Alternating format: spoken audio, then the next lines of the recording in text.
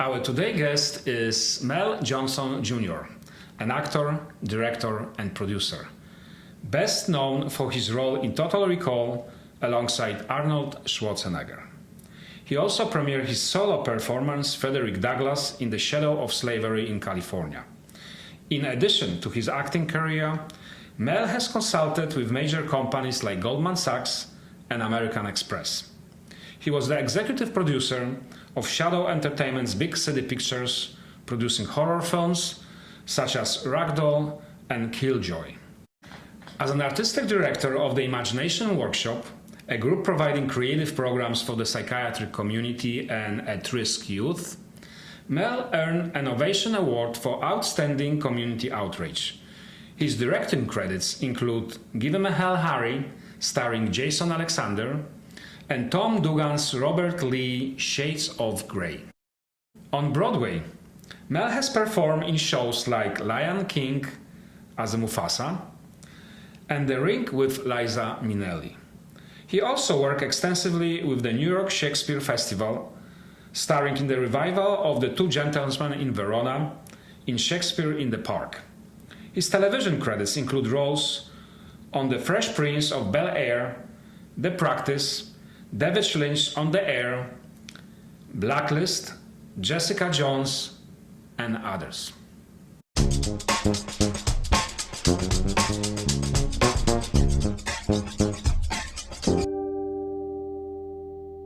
Hi, I'm Mariusz Bargielski. And I'm Tamara Jones. And Mel, it is a pleasure to have you here today with us today. It's my pleasure. All right, so you have been in this industry for many, many years. Yes, I have. So let's start from the beginning.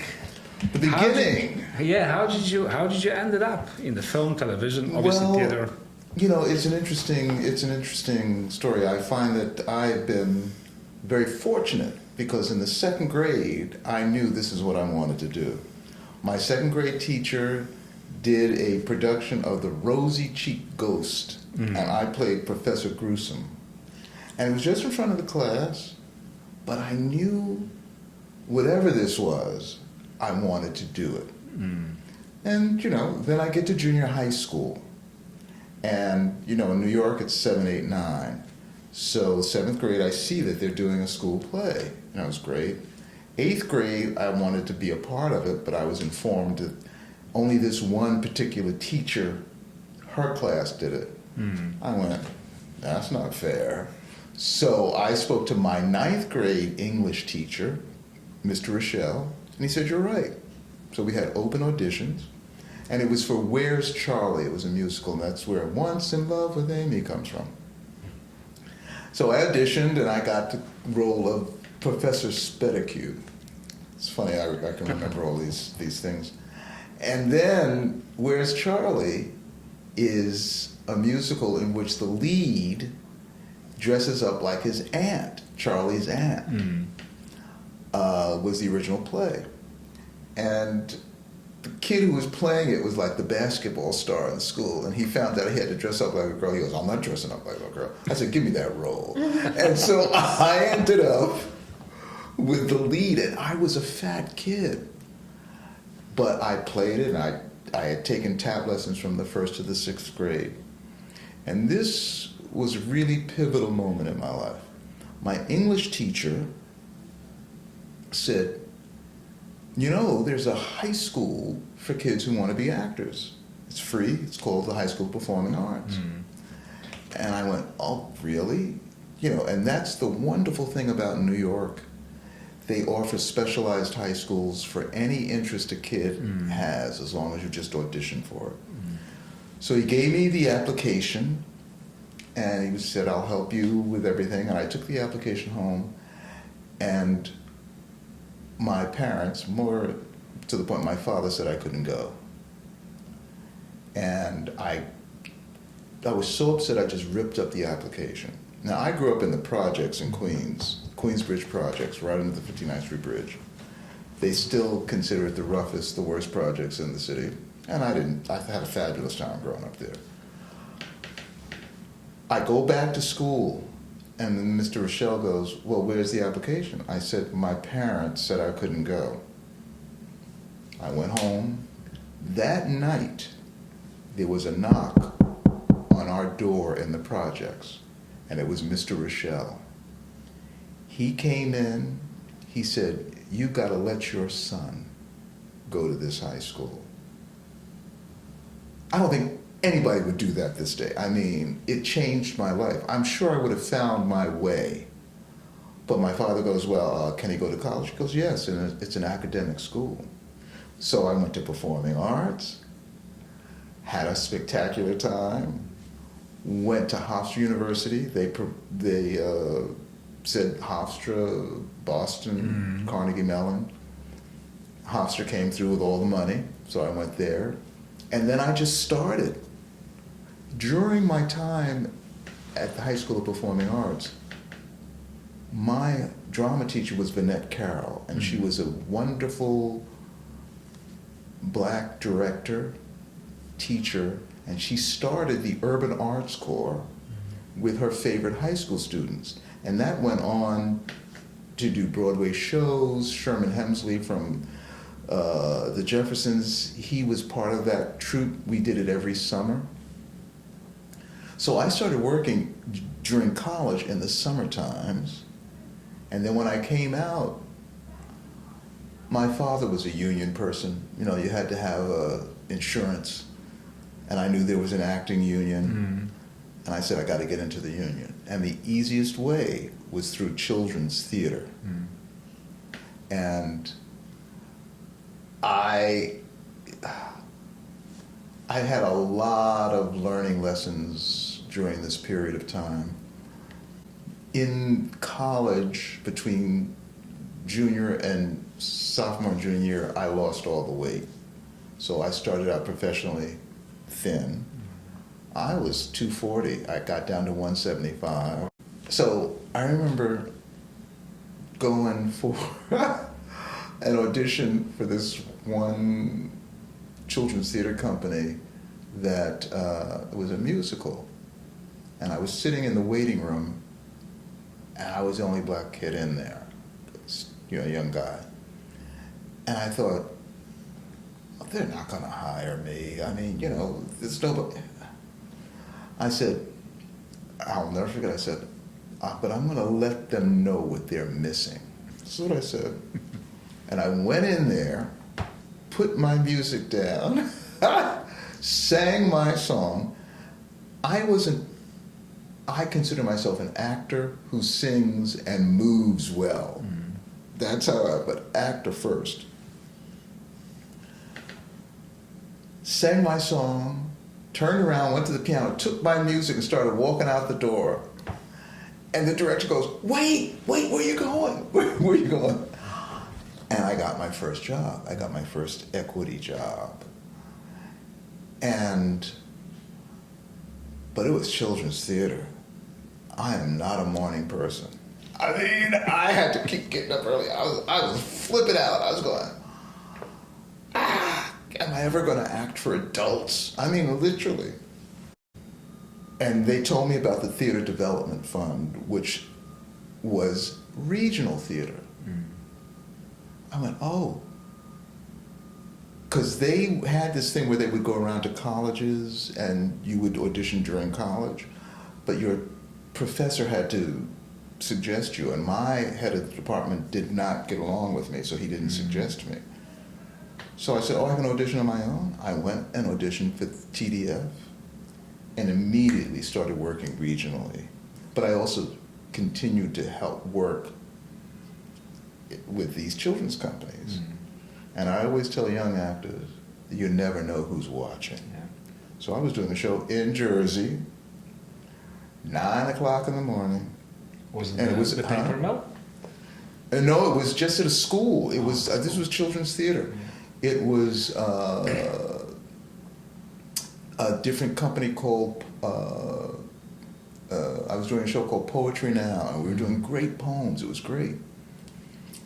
In the audience that morning was the mother of one of the students who was a CBS executive. And the producer of that children's company waited her sweet time to let me know that they wanted to see me. And I went in there and I got my first TV job called the Patchwork Family. It was a Saturday morning show. And I had never done TV before. And I learned my first big acting lesson from the makeup guy on that show. Little old makeup man, Henry. I will never forget his name. So I did all of these poems, and they said they wanted me to do 3 poems and an introduction, tell a little about poetry. So I decided, well, best way is to write something out and memorize it like a script, and then do the 3 poems. And I decided I was going to learn 2 new poems and then end with Casey at the Bat, because that was one of the ones I did in the show. I was out of town. I come back to tape this thing. I start doing the introduction about poetry and telling them about poetry. But before I had done that, I was the last one to do it. I was sitting up in the booth, which I'd never do again, and I heard the director pulling his hair about the guy who was on.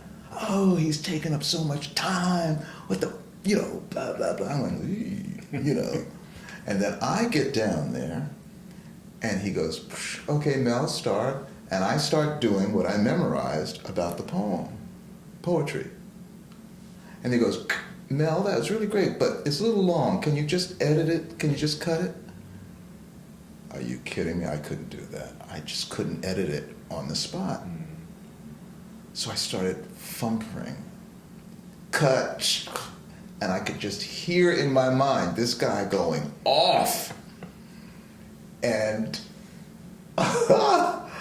and I hadn't even gotten to the poems. Now, when I was in makeup, Henry was making me up, and he was asking me questions. I said, yeah, this is my first TV show, and da-da-da-da-da. He said, you're going to do great. I kept stumbling through the introduction. And then I did the first poem. Stumbled through that. I was flipping out.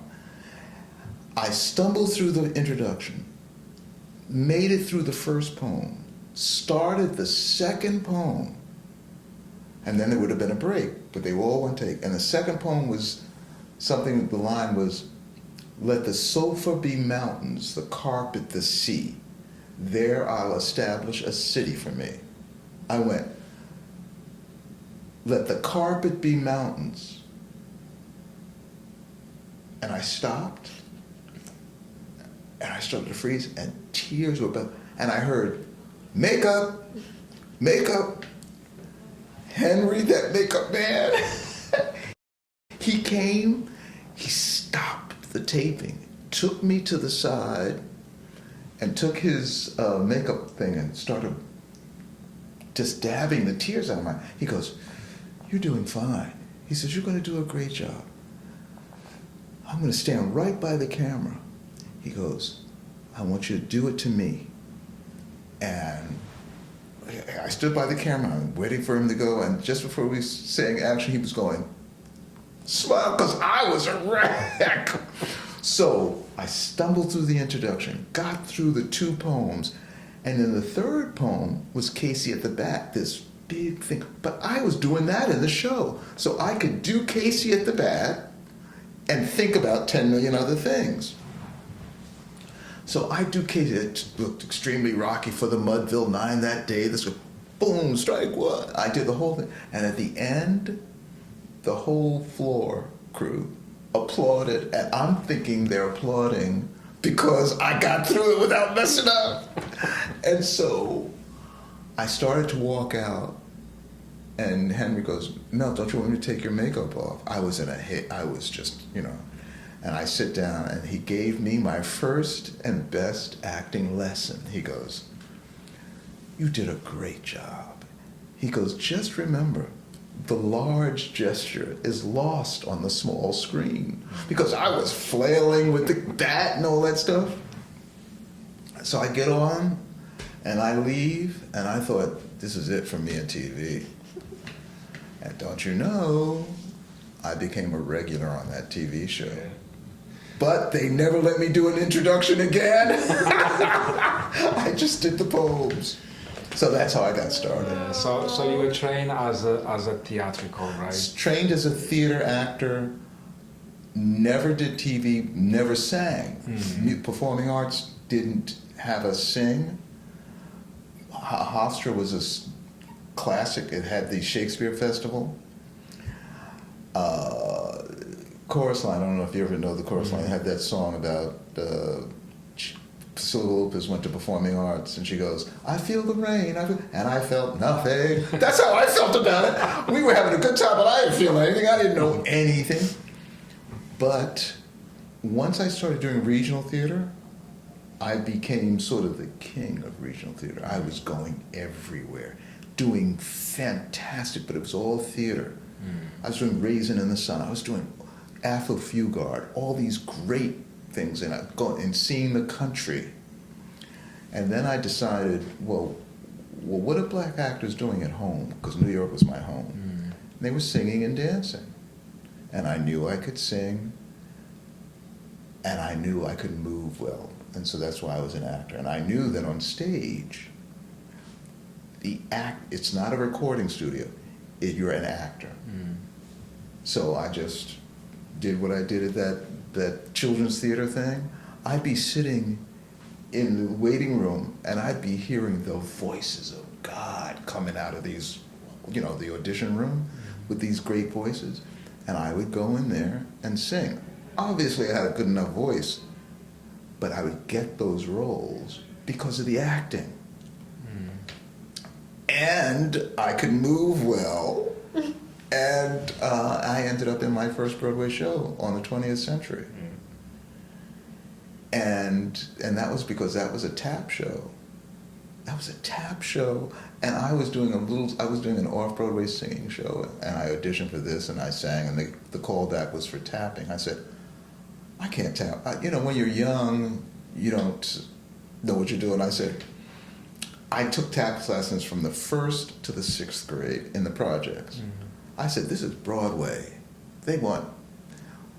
But they hadn't done 42nd Street yet. They hadn't done Tap Dance Kid. It was on the 20th Century, and it was the return of the big musical. Madeline Kahn, Emma Jean Coca, Kevin Kline. We were all in this thing. And they had the 4 porters, the train porters, and they were tappers. I sang, got there, and then they had this. So I told my agent, I said, I'm in tech for this off-Broadway show, so I can't go for the callback. And I went, but if they don't find anybody, they can give me another call. And they called. So I went in for the audition. And they had all these guys. And then the choreographer got up there and did 16 shuffles and a time step as the first thing. And I'm thinking to myself, well, I can do 16 shuffles and a time step. But when we get up to the really difficult stuff, I looked down the row. None of those guys could do 16 shuffles in a time step. So when it came to my turn, I went, I just turned it out and ended up with my first Broadway show. And then the next one was Eubie with Gregory and Maurice Hines, Elena Reed. It was this complete musical review, a la Ain't Misbehavin'. So there was no book. And when I finished that musical on Broadway, casting people said, my agent would send me up for plays, and they said, well, isn't he a dancer? I go, did you read the rest of my resume? It was all acting. So I went back into the regions and started Actors Theater of Louisville, doing Lee Blessing's new. And fortunately, most of my regional work was original pieces at the Hartford Stage Company. And then what was on Broadway again was musicals. And I came back and ended up in the Rink with Cheetah Rivera and Liza Minnelli. So I've been very fortunate to in that career. So how did you end up with the Total Recall and Arnold Schwarzenegger. Oh, okay. Yeah, we're all dying Oh, here. so what happened was, after the Rink, one of my good buddies was on a soap, General Hospital. He was in General Hospital, and he and his wife had moved out there, and I just finished doing the Rink. And he goes, well, why don't you come on out to LA and give it a chance and, see. So I go out. While I'm out there for like 6 weeks, my apartment in Park Slope started taking off. This is in mid to late 80s. Mm-hmm. My landlord takes me to court and I lose my apartment, so I'm staying. So I go out there. I did a show with John Ritter in their version of Broadway, started doing sitcoms, and I found a great acting class. It was great. And then my agent goes, there's an audition. They've been looking for a guy. They called me, and again, I wasn't available. I was in Barbados vacationing when they first called. And then they called again. And they said, it's for this thing called Total Recall. And the director by Paul Verhoeven. I didn't know, and they didn't mention Arnold. Mm. So the day before I had this Total Recall audition, I auditioned for a Sylvester Stallone movie. It was the worst. It was the worst in stereotypical black character. I couldn't. I forget the name of it. The next day, I do it. So I went back and I had they sent me the whole Total Recall script. And I go reading it, and I'm reading it, and it gets up to my part. It says, Benny, black jivester. That's what it said. And I went, and I took the script and I threw it across the room. I literally did. I went, but I got to audition for this thing. Let me see what's going on. And I started reading this, and I went, what? I said, this is great. This is great. And this was at a time, and my acting teacher was Harry Mastro George, famous. First day of class, I go in there. Who's the first one there? Ray Liotta. And then Melanie Griffith comes out. It was a great class. Mm-hmm. And he goes, when you audition, always carry a script. Let people know, even if you know it, let them know that this is an audition. So I go in for the audition. It is just Paul Verhoeven, Mike Fender, the casting director, did whatever, isn't really big. Just the three of us. I still didn't know who. I didn't know he directed RoboCop. Mm-hmm. I didn't know anything. But I was into this Benny guy. So it went well. He goes, can you come back for a screen test?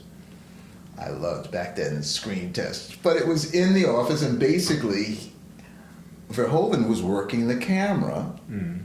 And it was still Mike Fender. He was the reader for it. There's the three of us in the room. But in the interim, I found out that he directed RoboCop and that Arnold Schwarzenegger was starring in it. Mm.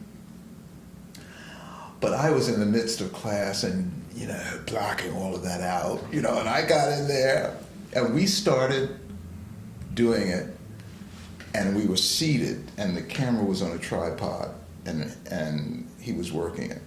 And I got into it, and I jumped out of my seat, and he goes, oh, hold on.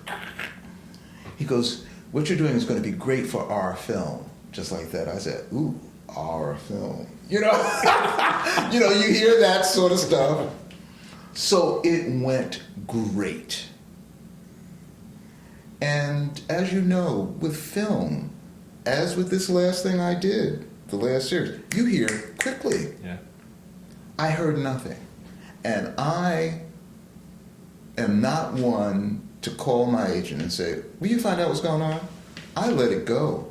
I really don't. I don't. If I call, it's either because I did a disastrous thing and he needs to apologize for, the horrible job I did. I only did that once. But otherwise, I let it go. But I had such a good experience. And 3 weeks had gone by. I called my agent. I said, listen, you know I never do this. Could you find out what happened? And she calls me back and she goes, oh, there's an offer pending. I went, oh, really? So I get the job. And I am on the plane flying to Mexico City, because that's where we shot the film. The whole thing was shot in Mexico City. So I'm sitting on an aisle, you know, excited to go. I've never shot a day. I'm sitting on the aisle going there. And these two teenage girls walk down the aisle, and they see me sitting there. And they go, oh, you're playing Benny. And I went, yeah. And they went, we're Paul Verhoeven's daughters. We're the director's daughter, and we picked you. Aww. I went, what? And what it was is he showed his daughters all of his things. And because that was the audience he was trying to get, and she went, and they went, we picked you. And I tell young actors, I said, you never know who is in control of your career. Yeah, exactly. And that's how I ended up in Total Recall. And that was a great role too. it was a great role. We had a great time. And our business is so, you just never know what's going to happen. You never know what the film's like. You can never tell when you're making it, whether it's going to be great or the play is going to be great. I thought the Rink was going to be John Kander and Ed, they wrote Cabaret, New York, New York, you know. I thought it was got Cheetah Liza, they were fantastic. We got destroyed, the reviewers hated Liza. So I'm doing Total Recall, and I'm having a blast. It was the first big budget movie I'm doing. And everything was real. It was no CGI. So my arm was real. I had never broken a limb, so I had to be in a whole half body cast. It was great. Arnold was fabulous. He was and you know, I had all my stuff with him, so if he was going to be a pain, it would have been very difficult. Yeah. He was great, very brilliant. That's how he became governor. Funny. He used to pull pranks. Oh my God, it was great. We had some fun. And it was this incredible learning experience. So we shot it in sequence, which you just don't do. So it felt like you were doing a play, because it literally, they did Mars, the first part, and then the whole film was shot in sequence. We were jumping around so much on the Terror, this last thing that I did. I was going, I was looking, trying to say, but this was in sequence. So we get out there, so the first day is, hey man, you need a cab? Da-da-da-da. So I really didn't understand the concept of wide shot, two shot. Da-da-da. So we do the wide shot, and then we do the two shot. And just like you, I just started needing reading glasses at that time. So we're doing the thing, and I am up Arnold, and they say action. I move back because he was a little blurry. Cut, Mel, you need to get closer to Arnold. I'm like, oh, okay. So we sit there, and they say action. And I move slightly back. Cut. Because, you know, theater, you could be on the other side of the stage. Yeah. So, cut. Mel, you need to be a little closer to actor. Arnold. I went, oh my God. So I get there, action. I went just like this. Cut. And Arnold goes, man, if you want to be in the movie, you have to stay close to me. The camera's going to be on me. I said, got it. Up in his face. We had that guy. He disarmed everybody. It was just charming. He threw a We're Almost Halfway There party, this huge party for everybody. Every Monday was movie night. He organized it. They had a big theater in which he would show a Verhoeven movie, a Dutch movie, and Paul would talk about it. I mean, we did these great things. And there was a production snafu. I went down, but I went down too early to Mexico City, and they had to fly me back. I had gotten rid of my house I had rented. I had put my car in storage. They had to get my car out. I said, somebody lost their job. So I come back, and then I go down, and even when I went back for 2 weeks, I didn't shoot. Something was going on. So the car, I had this car, the space car, that was actually a Volkswagen that you sat in it. It was a clutch. It was a whole 9 yards, the chassis, and then they built this futuristic car, Marscat. But both steering wheels worked. And so I just said, I had access to the car, so I just drove it around because we took over the entire Churubusco studios. So when I'm driving in those tunnels, they constructed these tunnels between the sound stages and you would drive through. So I learned how to drive that car. And we had a big scene. When something blew up, it was real. I was scared to death, those explosions, that's a whole other thing. But whenever there was a big stunt, everybody would go watch it. So there was this big scene where the cab crashes through this club and we jump out and we start running. They had a stunt driver. But the stunt driver flew down the night before, got in that cab, and there were only 3 cabs. He gets in the cab, we're all watching the stunt. Because we're supposed to, this thing we called it a mole, this thing's supposed to drill, and he's supposed to just miss it and keep going. So, and he's the stunt driver, and there's Arnold's stunt double in the back. So he goes, crash, he crashes the car. 1 car down, and we all go, oof. And then the second car, guy goes, he crashes the car because he doesn't realize that when you want to turn this car, you have to go to 1 wheel. I had learned that, and then really turn it. Otherwise, it's not turning enough. So 2 cars are gone. They are flipping out, and I go, I can drive that cab. I won't miss it. I won't. And they all look, and they only have 1 cab left. And they go, okay. So I get into the cab, and then Arnold's stunt double is about to get in the cab. And Arnold goes, oh no, if Mel is going to drive, I'm getting in the cab. And then he goes, and everybody's going, starts getting in the cab. And Mel's going to crash his car. And we got up there, we did it, and I went, just right there, everybody went applauding, and we did it over and over again. So yeah, it was a great time. But I still didn't know what we had until the film opened and it turned into what it did. A huge success. One of my favorite adventure films. Yeah, and it has become, because everything was, there's only one CGI thing, is when they went through the X-ray machine and they had that fake little skeleton. But the eyes bulging, Quado, that was all real stuff.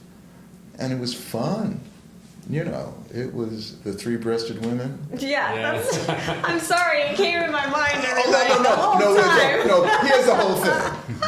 We would, just like you're going like this, I'd be at a state fair, I was going to in Connecticut, and these kids would come over. Oh, they'd see me in Puerto Rico. Oh, Puerto Rico, it was this, that. Was it real or? And then one kid would have the nerve to say, were the 3 breasts real? And they all, that's the questions they wanted. And what they did is they got a rather flat girl and they built those 3 breasts.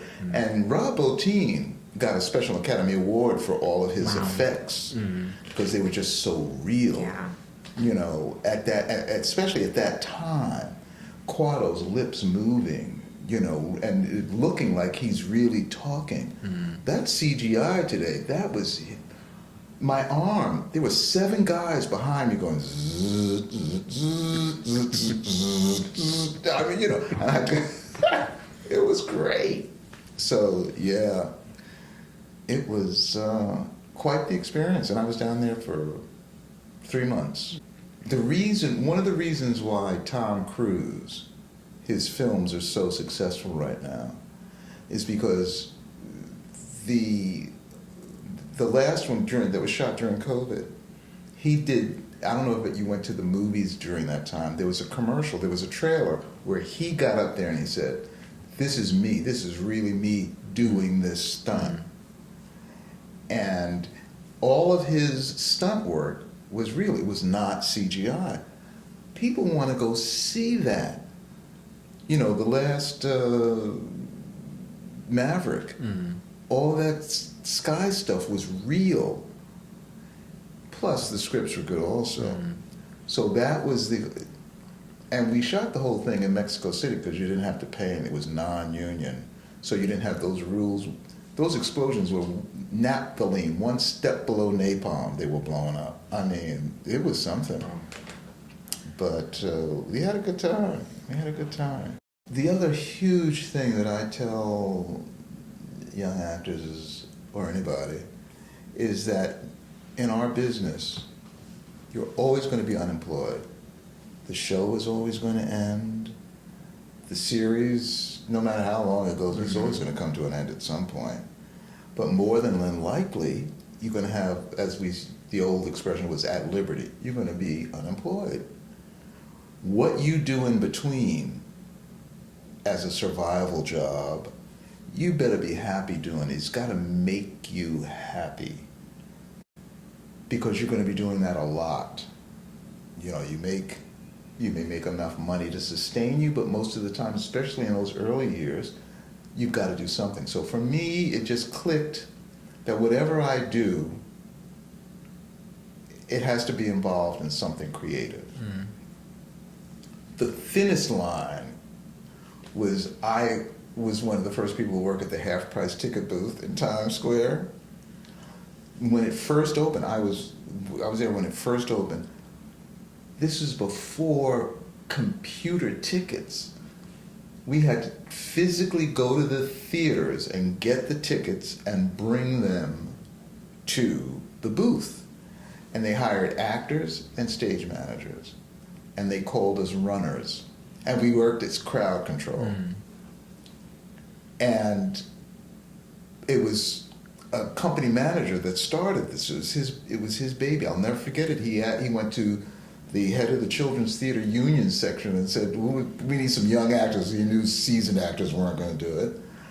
And they took us in and said, this is what we want to do. We're going to do this. And they showed us a model of what Times Square looks like right now. And this was back in the late 70s. And we looked at each other and we all said, that will never look like that. It will never look like that. I said, that's not, it has surpassed that model. But I made relationships with the theater, box office people. We could go see shows. How I got the Rink on Broadway, even though I had done 2 shows and I had an agent, one of the guys working as a runner was a stage manager, and he goes, my best friend is getting ready to direct an off-Broadway show called The Rink with Cheetah Rivera. And they have wreckers that are going to wreck the Rink, bring it down. And he says, so far we only have all these white guys in there. He says, this takes place in New York City. We need a black actor in there. And he goes, so I got you an audition. I said, great. And he goes, if you get that job, all I want is a pair of 100% cotton socks. I said, you got it. So I went and, and I did that until, the career really took off. And then in LA, where you really have downtime unless you're a regular on a series, I became the artistic director of an arts organization called Imagination Workshop, which was a group of actors, writers, and directors. I was headquartered at UCLA's Neuropsychiatric Institute. We worked with psychiatric patients is where it started, then kids at risk, the homeless, the veterans, and we were all working actors, and that was the big draw for these institutes. So if you were part of the group, you always had a backup. So there wasn't just one artistic director. You had a backup in case you got a job. It started here with like Susan Sarandon, you know, Sam Waterston, all these people. I just ran into Susan Sarandon and reminded her. She went, "Oh, Imagination Workshop," because it was a great survival, and they paid. Didn't pay a lot, but they paid. And again, you continued to work, so it was like you were giving back. But the downtime, it wasn't really downtime. You were doing this great job because you were doing actors exercises to help increase the self-esteem of these patients and students. Oh, I loved it. Are they still running there, or are they still running? Or? It's still running in LA. Yeah, it was great. It was great, and I'm a bit of a Trekkie, Star Trek guy. And you had a great role on it? Yes, I sealed that up, otherwise I would show. They were taking all the Star Treks off. They were like they were doing all the ending the series, you know, and I hadn't done one yet. And they were taking off Deep Space Nine. And I told my agent, I said, you gotta give me an audition. And they did a three or four, it was a double episode and two more finale, and they wrote this new character, this Cardassian, the lizard guy, and they sent me in on it. And Avery Brooks, the black actor who's black, he was was directing the first one of these things, and he was a New York stage actor, I know him. So I go in there, and again, I go in the room. Not only were all the guys white, they were English. They were all speaking English accents and loud. I said, "Have they never watched Star Trek?" Everybody talks like this. You know, Star Trek speak. You know, come on. I said, and these people were going, "Oh, blah, blah, blah." I said, "Mm-hmm." So I go, and it was like a chorus line. Because we were told that if you got it, you had to immediately go to wardrobe and get fitted because they had just started this thing to try and tie it. So they kept weeding us down. And if we got it, we had to sit there while our agents negotiated the contract. So they're weeding us down. It was like chorus line. Okay, you guys stay, you guys stay, you guys stay, you guys stay. It got down to me and one other actor. And we're sitting in the hallway, and we finish our audition. The casting director comes out and turns to the other actor and grabs his hand and shakes his hand, and he goes, "Maybe next time." And I went, and we laughed. Woo! And I went to. Immediately, no, I didn't. I had to sit there because they had to call Gershon. So I had to sit there, and they had to negotiate that contract. But we had a little leverage there, and then I went off and got fitted up and suited up, and then did that, and that was great. It's LA. I was telling Marius, I was saying, LA's a whole different kettle of beans. And if you love theater as much as I love theater, they don't take it seriously out there. There is no real, you can't bounce from show to show. It's just the Amundsen and the little regional house, and then everything's equity waiver. And they're in these big houses, but they're not paying anything. And like I said, I was doing sitcoms and stuff out there, and lucked out and became a regular on a David Lynch series, and before that, Prince Bel-Air. Right? Oh, Fresh Prince of Bel-Air, So all of those things came into play because post Total Recall. But again, it's interesting with the agent producer relationship. So when I first got to LA, other than that little Patchwork Family thing that I did, I had not done TV. I was completely stage. And then they were doing this TV series that the girl who was Nell Carter, who was the lead on Ain't Misbehaving, Big Girl, she had her own series. And there was a 2-part guest star, and it was on a cruise ship. And I get the call, and I go in, and I get it. It was my first thing. So I go in, and the casting director comes up to me and shakes my hand and says, "Welcome." And he goes, "You need to know that you have very good agents." I went, What that says to me is they didn't want to see me, but they pushed, and it paid off. So I was, when I look back, even on my resume now, the one you have, I have shows that I can't, because, you can't be given a multi-page resume. So I have deducted a whole bunch of shows, especially TV sitcom things, and trying to put the ones that people recognize the most, But eventually, around 2000, I decided I wanted to come back, and things could be much more bi-coastal by at that point. And I wanted to do stage again, for real. And you did. There was the Lion King. Yes. Amazing. Lion King, Disney. Disney sort of has changed the way things are being done on Broadway. They were the first ones to take the people's pictures off the marquee and just the name of the show and market it that way. And they're hard negotiators, let's just put it that way. So I was not a huge fan, but after I did the tour of Jelly's Last Jam, 2 of my good buddies, the guy and a girl, they were in the original company of Lion King. And they said, "You have to come see it." And I went, "No, I'm not coming. I'm not going to come." And they said, "We'll get you a good house seat." I said, "No, I'm not even paying for good house seats." "Oh, come on, you got to see it." I said, "Give me one house seat. I'll pay for one house seat." So I literally went, sat like this, like I'm from Missouri, show me.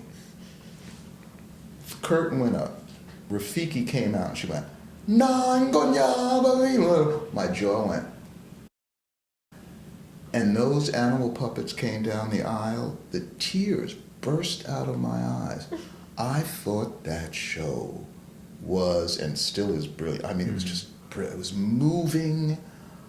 I couldn't believe it. And I saw Mufasa, the father. I said, "I got to play that role at some point." But I was living in California. So I went back to California, and I had a good buddy, a young grad student, who did what he said he was going to do and ended up in that show. He goes, "You can do a general audition." I said, "Oh." I called my agents, set up a general audition for Mufasa, and they said, "Great, we'd like you to do it in Toronto." And I went, "Oh, great, I've never been to Toronto. Heard it's a great city." And then this is the first time I've ever heard them say, "Well, we're not going to fly you there. We're not going to put you up. We're not going to pay you a per diem. It'll be as if you live there." And I went, "But I don't live there." And so I turned it down, and they got furious with my agents and all that stuff.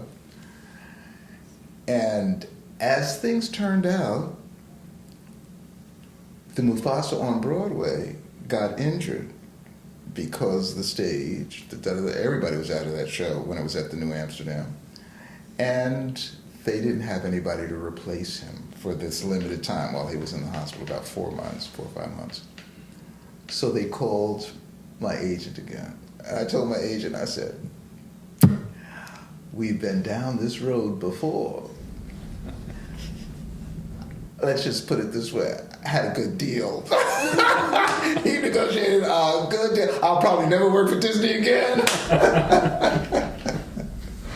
But I loved doing the show. I loved it. Yeah. It is a great show.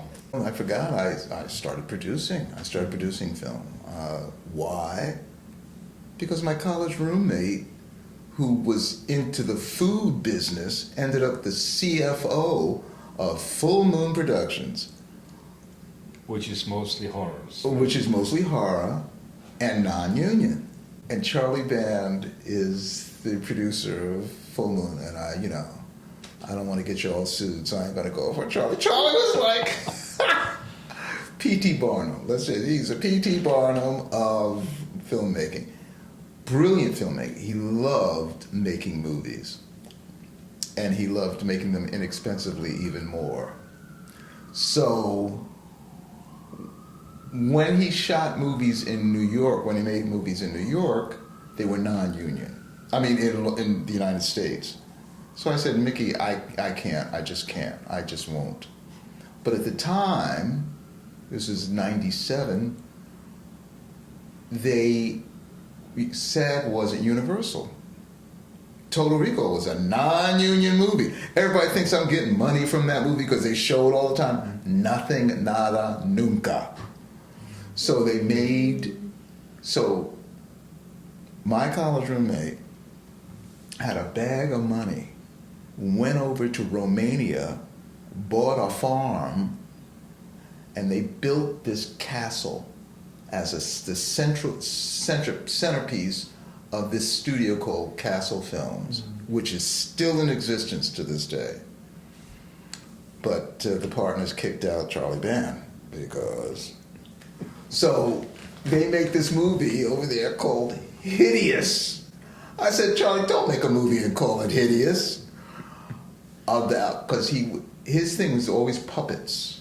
Puppet Master, they were all... was great. So we get over there, and these scientists want these biological oddities, and so it was shot in Romania. So I went to Romania, and Charlie directed that film, and it was the first time he was directing it in Romania. And I hit him with my first and best pitch. This was before Peel and Keel or whatever. So I said, Charlie, because we were having fun. It was the most outrageous movie, silliest horror film I've ever, been involved. Silly. I said, Charlie, all black horror films. And he went, This was in 97. 99, I get a call to come back to LA to be the executive producer of Big City Pictures. He had already figured, and it wasn't until he got Blockbuster to agree to distribute his movies did I come out there, and I wasn't going to act in them, but I did. I was like Rod Serling in The Twilight Zone. I did a little talk. Hi, I'm Mel Johnson Jr. The film you're about to see is Ragdoll. And I got these really good actors. The Hollywood building on the corner of Hollywood and Vine, he took over the top two, because he had a huge studio in Glendale, lost it, and then he had this thing, and we were in the old offices of Howard Hughes, the top 2 floors. I had a corner office, and I'm producing all black horror films. And I did 4. The first one, he wanted to pay the actors $250 a day. I said, oh, that's terrible. I just, I can't. And then the last one that I did that I had to leave, he paid the actors $50 a day. I said, I can't. And then, of course, he went out of business. But he's a rise, he's a phoenix. The catalog that he has, and why actors and directors, he got these great actors and directors too, because they came away with material, because he did not do bad. He was the first to do digital, but at that time they had this thing called film look, and you applied it to the digital, so it didn't look like a soap opera, it looked like a film. And he wasn't going to use digital until he tested. And so we did this. I had Frida Payne, the one who sang "Since You've Been Gone," Band of Gold. She was Grammy me. We had a blast. And then after that went kaput, I moved back to New York and started doing Broadway again, fortunately. and then Then you So- have a few shows too. a few The shows, Blacklist, and Jessica then Jones. Blacklist and Jessica Jones. Once I let my hair go gray, you know. And then a mutual friend of ours introduced me to Marius because, you know, I said, okay, Marius, let's work together. And Marius goes, okay, I'll work with you. And I did some shows, and I've already told this story. I was in Palm Springs going to a wedding at the end of June, this past June. It was a Tuesday, I was coming home, and Marius calls, I have an audition for you for the Buena Vista Social Club, and you have to learn a song in Spanish. I went, oh, really? I said, when is the audition? Thursday. I went, oh, okay, well, I got Wednesday to try and learn the Spanish. And I said, you know, and they're going to use a real Spanish, but I understood the reason why they wanted me, because they needed a dark-skinned actor, blah, blah, blah. So I'm still in Palm Springs. I go to the airport, my phone rings again. It's Marius. Oh, you have an audition for a TV series, limited TV series. Oh, great. In person, great, because I hate, we'll get into this, self-taping. So he goes, it's in person with the director and the showrunner and everybody's going to be there. I said, oh, great, when's this? Thursday. I said, this Thursday? Same Thursday? I said, oh, old school, just the way we used to do it. And so I went home and I spent all of Wednesday trying to learn this song. And I looked at the material for the TV series, and there was a lot of material. I said, oh, crazy person, I can do that. I mean, you know, I spent most of the time learning this song in Spanish. I don't know whether I went to the TV thing first and the song second. I think that's what it was. I mean, like you're just running from one audition to the other. And I went into the room with that director and the showrunner who wrote the book. It was a great thing. That is the difference between doing it on this and doing it in person. Especially I live alone. And to get someone to try and read, I told Marius, I said, Marius, I can't do that, especially for theater. I said, I can't. I won't for theater because it's a live thing. So I go in there for television, for this thing, and we are having a good time. We are having a good time. She's directing me. She's going, da-da-da, okay, let's try it. And there's another character. He really doesn't speak. Why don't you try that? And I did, and I didn't even read it. And I said, this is what we do. This is what I do. So I did it again. And then I walked out and forgot about it, like I always do. And Marius called on the 4th of July. And I thought he was just calling up to say, happy 4th of July. And then he said, you got a job. I thought it was the show, the Broadway show. He goes, you got a TV series. I said, get out of here, Marius. And we just finished that up. And it was a great experience. Dan Stevens, Judith Light, CCH Pounder, moi. It was great. It was great. So it will be in the next year. Yeah, because they, you know, it's got that horror thing, so I think they want to, you know, do that, you know. So I said, Marius, okay, Marius, you know.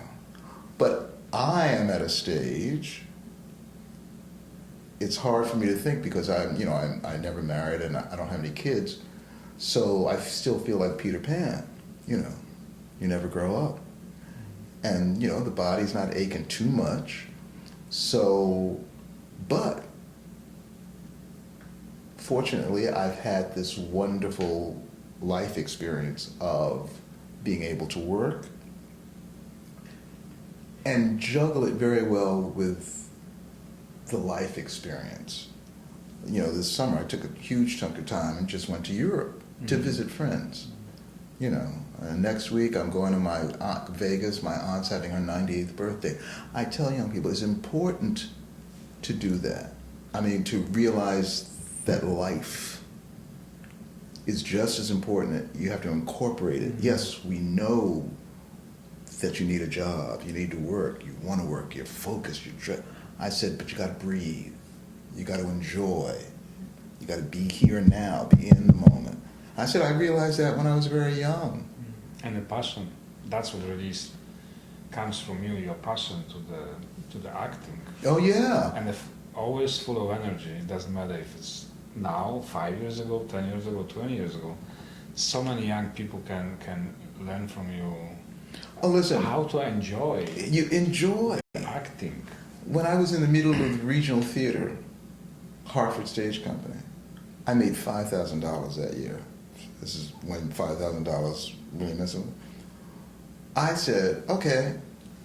I took 3 months off and went to Europe by myself. I was traveling all over the place and came back and got another job, I'm sure. But that life experience informs you, your work, everything. And so you got to do that. And I would always be surprised.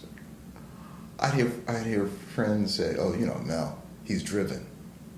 I don't consider myself driven. I mean, this is my career, and I'm going to look after it. I'm going to make sure things are in place. I'm going to make sure I have an agent. I'm going to, you know, one that I like. And, you know, talk about agents, I think I might have told Marius is one of my first agents, David Gus. I'm going to tell his name. David Gus, I'm so sorry I told you this. We laugh about it. He was with Gersh. And a couple of things. I was auditioning for La Cage aux Folles. And I was offered the role. And then in negotiations, I lost it. He lost it. I mean, I remember he calling me, oh, they passed. My knees gave out. And he goes, oh, I didn't know you really wanted this. They didn't come back. You know, he was young in negotiations. And then he says to me, he goes, you know, what you have to remember, you got to let me know what you want, because we work for you. I work for you. And so I would remind him that he goes, oh, I'm so sorry I told you that. I mean, because agents don't want you to let you know that, you know, you were, you know, because he was so serious. I mean, because, boy, that was like, La Cage was the government show, but I did get the Rink right after that. But, and he said that, and I remember, he goes, yes, you know, remember, we work for you. And that's how you know, I've never had a contentious relationship with an agent because it's too much, the relationship is too important for it to be contentious. So I interview them just the way they're interviewing me, you know, and so it's been good. It's been good. So industry changed a lot the past few years. So what advice you would give to young actors? Younger actors right now are used to the self-taping process. I was just telling Marius, I said during COVID, when that really came into fore, because they couldn't do it, I shot an entire national commercial on my phone.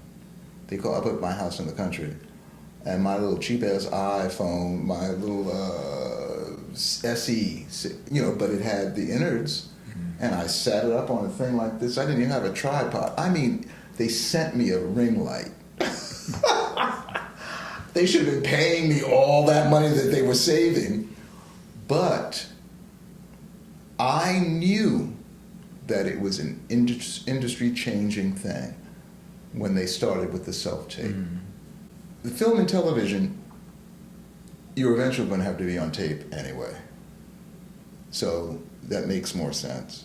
The issue is not having somebody to do it with, trying to, you know, I remember doing some self-taping, having a great take, and then the Zoom worked, you know, and I'm going, ugh. But for theater, I just won't do it. So Marius will call me up and say, well, you know, these great regional theaters, I want you to do it, you know, you just self-tape. I said, nope. I said, if I said, it's at this juncture with me in theater, if they can't bring me in to the human beings, then I don't need to be doing it. And most of the time, so with young people, they're used to that process.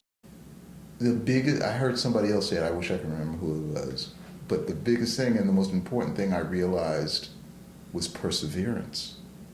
You have to be able to persevere in this business. Because if you want it right away, you may as well change your profession. I was doing The Music Man down in the Oslo, and two young grad students, they ended up getting married, came to New York. Good looking, talented. They said 6 months. I said, you may as well pack your bag if you think you're going to give New York 6 months. You know, they had a, what do they call it? Showcase, actor showcase that the university set up for them. They got agents out of them. And they just thought the agents weren't doing enough quick. I said, are you kidding me? I said, I'm trying to talk. I sent Mary's one of my young friends from that same production. I said, you need to take a breath. And basically I said the same thing. I said, because he ain't going to make nothing unless you're making something. So it's not like he's just trying, the agent is not trying to poo-poo you. It's a different dynamic in Los Angeles, in my opinion. Because you couldn't freelance in LA. You had to sign. And so they would sign you and they would put you on a show. I left so many people in Los Angeles. It's just a whole different kettle of beans. But here, if you have the ability, but it's always going to be a crapshoot because we picked you. You don't know who is deciding on your career. And the only thing you can focus on is what you do. Meaning, when you get the opportunity to go into that room, know your stuff. If you're going to put yourself down on tape, know it, get it ready, and then, just as importantly, let it go. Do not drive yourself crazy, because you have no control. What you have control of is what you do in the room. There are so many, especially for me being on the other side of the table, I know great people come in, but for whatever reason, we can't use them. Sometimes, when I was producing these movies and I was with the director, this one actor came in, he was great. He was too little. And we brought him in for another role, not old enough. And then the director came up with another off-the-wall idea. I said, that's never going to work. We brought this guy back in a third time. He knocked it out of the ballpark. When he was in the movie, he was fantastic. So you just never, timing is always, timing is everything. They've seen everybody, and you came in, boom.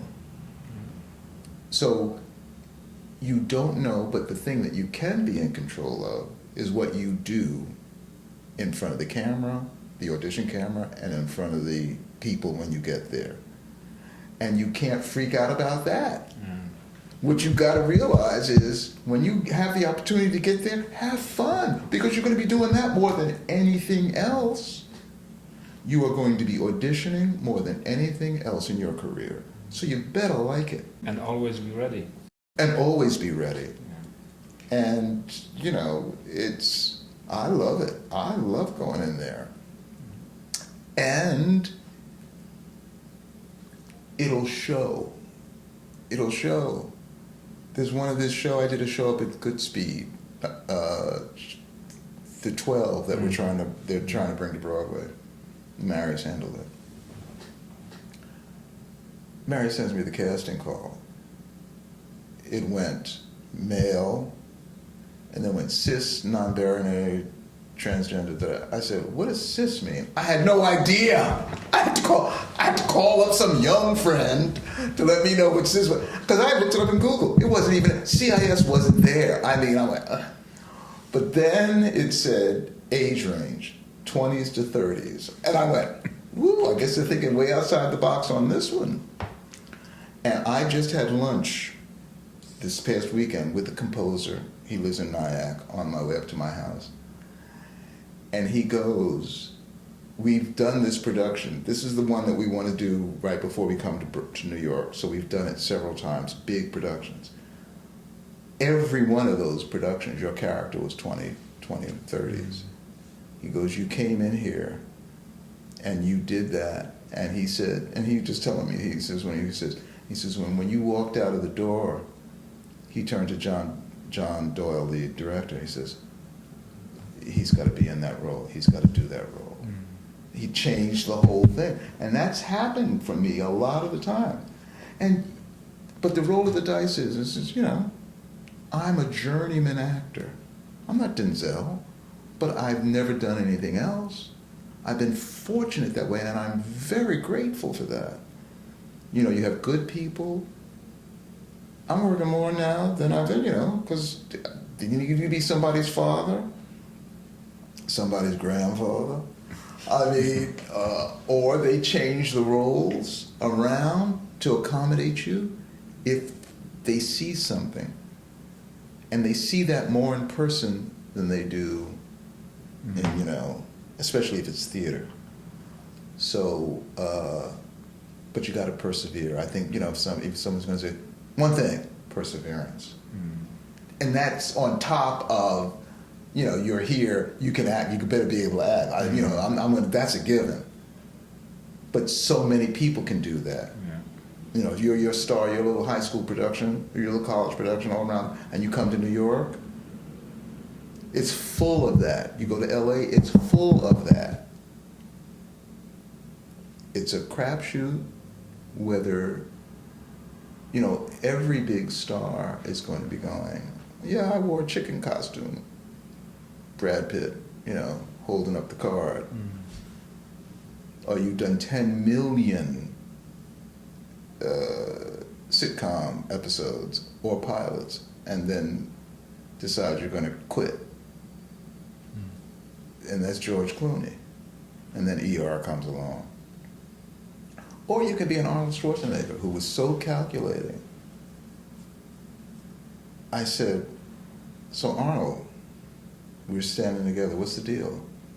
He goes, they told me I was too big. They couldn't understand a word out of my mouth. And we're sitting there waiting for them to say action. He says, and they said they couldn't pronounce my name. And Arnold goes just like this. I sculpted down because I was too big. This is after pumping iron. You know, these big guys are not that big. He sculpted down. His first movie, Hercules in Manhattan, they had his whole performance dubbed because you couldn't understand a word he said. He goes, I learned how to be understandable. And then he said, and I'm going to become a big enough star that people will learn how to pronounce my last name. When we did Total Recall, not everybody knew how to pronounce his last name. I'll never forget. We get on the elevator with Maria Shriver. She's pregnant. Arnold's in the back of a full elevator. She's up front. Door opens, this guy gets on, and he sees her, and he goes, oh, hello, Mrs. Schwanzahana. She's couldn't pronounce his name. And the whole elevator is full of us crew and everything. We don't know, and Arnold's just holding back there, trying not to laugh. And this guy is like, you know, and everybody's being gracious. Because his name was not a household word at that time. And he said, and I learned that from Barbra Streisand. Because they told her the same thing. Get rid of the nose, get rid of the name.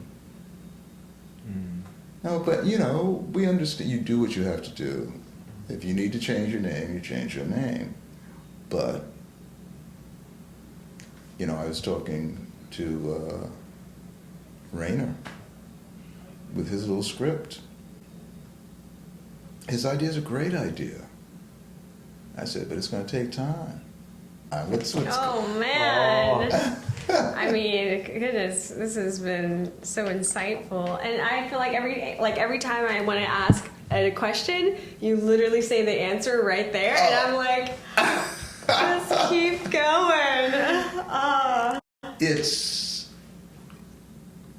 when talking about the age, thinking back on it, you don't realize. People say, you have great stories. I don't think of them as stories. They're just life, what went on. I've been very, very fortunate, theater-wise also, but never got that government job. As everybody said, I ain't going to be doing line. That kid who told me to do it in 2002 just retired from Lion King just this year. His daughter's like going to grad school to get a law degree. I said, and he's been on the road since 2017. I don't think I could do that, but I think the most I've ever done a show on Broadway has been about a year, and that's a good, that's good, because you always get a chance to do something new, and Broadway shows are great because there's always like a family. You feel like a family. The roughest is doing an episode of a sitcom. It's rough, but this was fabulous. It was almost like doing a show, and there were a lot of theater people in the cast because I'd gone to performing arts, and make believe you have the apple. I feel the rainbow. I didn't feel anything, so consequently. But they said, let's say if you need to get the audience to believe that you're so upset, and counting the squares on the floor on the stage makes the audience think that you're upset, count those squares on the floor. So it was much more technical. And I was never really feeling, I could never cry for real. I just thought, you see these people going, turn the waterworks on, I'm going, ah. So I was taking, Win Hammond had a class. He's great. They've done a documentary on Win. I was in his class. Again, I treat the acting teacher just like I do an agent. I said, I'm not just taking a class. They have to speak to me and whatever. So I went with Win. And he gave me a monologue that was a great monologue. A postman who was talking about his friend, about how he wanted to be a musician, but he gave it up for his family to make money to be a postman. So I worked on the monologue, and I did it. And I heard a couple of sniffles out in the class. And Win goes, when you want the prize out of a cereal box, you send in the box top or a reasonable facsimile. He said, what Mel just gave us was a reasonable facsimile. I went, oh, he caught me. He caught me. And then he started talking to me, asking me about the material, the story, and da-da-da, and he said, start again. And so I started it. And as this character, as this man, I wouldn't cry in front of my friend telling this story, but I had to hold it down. I had to stop myself as this actor, as this character from crying. And that process of really feeling that emotion, and then stamping it down because I didn't want to do that in front. The class that just saw me do that scene, they were sobbing. And I had never experienced that before. And in this show that I just did, there's a moment where it actually says, break down and cry. For real. And I have never had to do that on screen. David Lynch said, when I met with him, he said, can you cry on cue? I said, yeah. I ain't never cried on cue. And when I did it, those were crocodile tears when I did it, but it was a silly comedy, so, you know, that was all right. This one, they, you know, technology, they have these fake tears that really look like real tears now, and the makeup was right there ready. I said, no, let's go for it. I said, I don't know if I'll get a role like this again to have this emotion over, you know, I don't want to give it all away. And because they'll go, okay, rolling, hold on, let's get the sound here, hold on, and I'm like, ready, and they're just going, you know, before they say action, you know, woo, and then to repeat it for the close-up, for the two-shot. I loved it, and I was able to do it, and it was real, and they were very happy, you know, so. Well, Mel, thank you so much. You have blessed us. You have blessed our audience. Well, I hope so. I feel like I've definitely learned a lot from this conversation. I hope that a lot of people, especially people who are from the newer generations of in the acting realm, it's the difference. You see such a difference when someone can come into a room and they have this infectious spirit and this infectious like storytelling and just like getting the energy going. It's so hard sometimes for the modern person to connect to that. So this has been a really wonderful reminder of like, wow, you have a personality. You have to build it up, and you really have to have something there. It's thank you. It's interesting when you go in, you know, when you go in a room, because you don't want to go in the room, you know, because you just want to be yourself, and people ask those questions. I said, I don't, you know, it's high, you know, and if they start engaging me, I'll engage. John Doyle, who's 3-time Tony Award winning thing, his audition was the best audition that's the only reason why I went back up for the 12. Because my audition process for the Sondheim show I did with him was spectacular. I mean, he asked me about, you know, so what's going on? What's going on in your life? He was English, Scottish. Don't let me say English. He was Scottish. And I don't know how to do a Scottish accent. He was doing Scottish, you know, and we had a real conversation. And then when I went for the callback, everybody's in the room, Stephen Sondheim, and I, you know, it was a Sondheim song, and he sat there and he just asked me some questions. And it was just like Wynn in that acting class. They had heard me sing this song, and it was well, it went well. And he sat there and talked, we talked, and then again. And I sang that song right again. All of them started weeping. So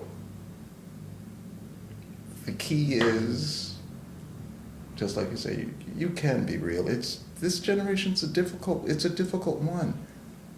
People aren't used to, you know, there's that distance, the phone. It's different. I mean, you know, not just self-taping, but in life, you know, texting. I can't text.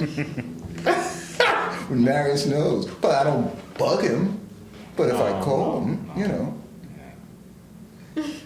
Well, thank you so much. Thank you that for coming. will concludes our episode. Yes. of Well, Mel thank you for Johnson. asking me. Thank you so much for joining us on another episode of the podcast with Mel Johnson. So please subscribe. And definitely don't forget to keep following along as we continue with unveiling the entertainment industry. Thank you.